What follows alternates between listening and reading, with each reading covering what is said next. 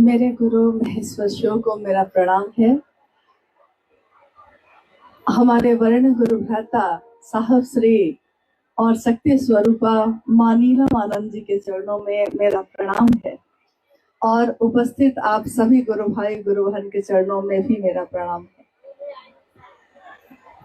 आज का यह दिन जो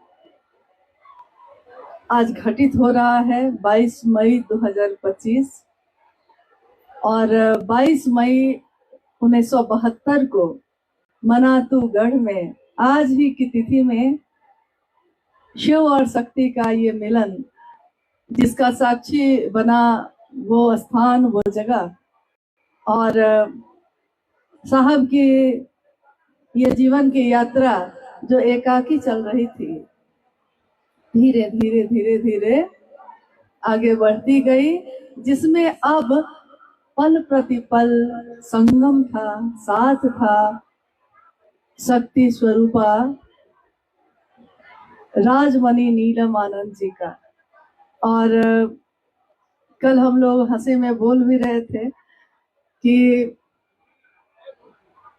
अगर आप ना होते तो वो ना होते, वो ना होते तो हम ना होते, हम ना आते तो शिव से पता नहीं कब बनते और क्या होता।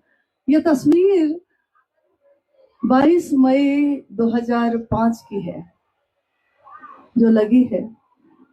और इस तस्वीर में क्या, इस तस्वीर को देख के कोई कह सकता है कि पिछले 1 वर्ष से मां नीलम आनंद अपनी दोनों किडनी के फेल होने की बीमारी से जूझ रही थी, गुजर रही थी, लेकिन चेहरे पे उसका कोई निशान नहीं था। और 22 मई 2005 को जिस दिन ये तस्वीर खींची गई है और हम सब वहां, क्या कुछ बोल रही? अच्छा, हम सब वहां उपस्थित थे और केक काटा गया और मात्र उसके कुछ ही दिनों के बाद 17 जून को दीदी शिवलिंग हुई। लेकिन साहब और दीदी के जीवन ने, उनकी इस जीवन यात्रा ने करोड़ों लोगों के जीवन में जीवन को जीने की दिशा और दशा को सही कर दिया। हम जो बिखरे हुए लोग थे, हम जो अलग अलग दिशाओं में चलने वाले लोग थे, उन सबको समेटकर एक दिशा में, एक रास्ते के तरफ उन्होंने जोड़ दिया है।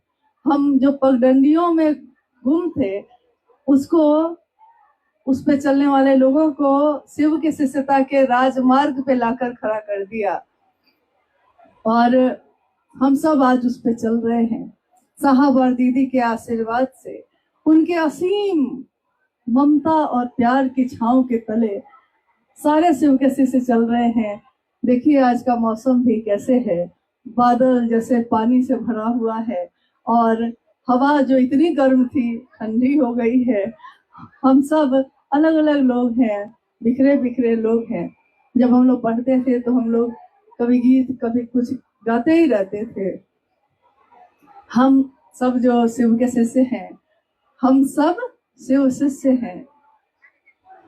और ये कैसे शिव शिष्य हैं कि बिखरे बिखरे तारे हैं हम, लेकिन झिलमिल एक है।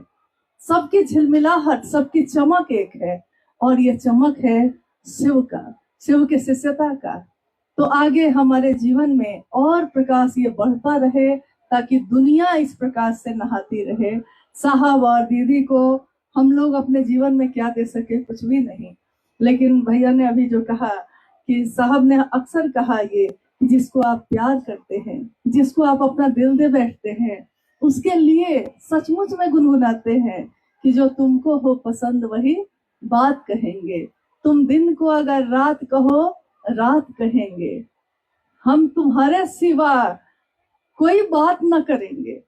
तो महादेव का काम करने में जो अनुभूति है वो यही है कि करने वाला करता है, चलने वाला चलता है।